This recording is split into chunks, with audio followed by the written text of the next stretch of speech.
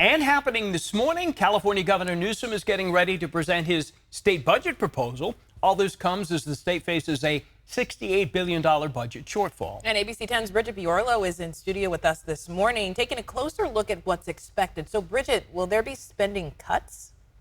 Bria, Walt, Democrats and Republicans agree there will need to be cuts to balance the budget, something they are required to do by the June 15th deadline, but getting there won't be easy.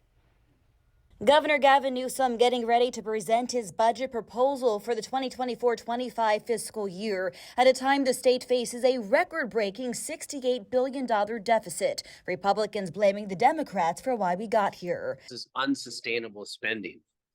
We were planning on revenues that have really been record revenues that we've never seen before, and acting like that was going to continue into the future forever.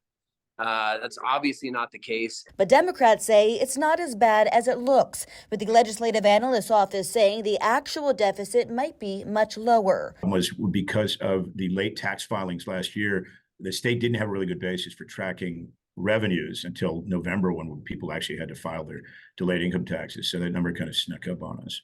California also has a $24 billion reserve fund the state could tap into so long as the governor declares a fiscal budget emergency, something Assembly Republicans have been calling for. Number one, we cannot raise taxes.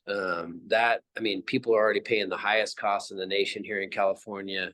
That is a non-starter. But reserves alone won't solve the problem, and cuts will likely be on the horizon. There's a lot in this budget that we could do without.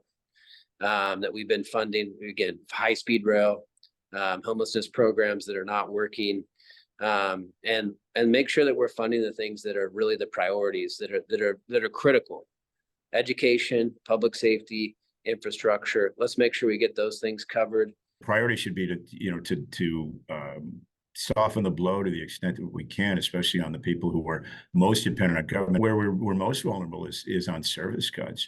And so, where we'd have to actually reduce services, and that often comes with layoffs, that comes with furloughs, that comes with reductions.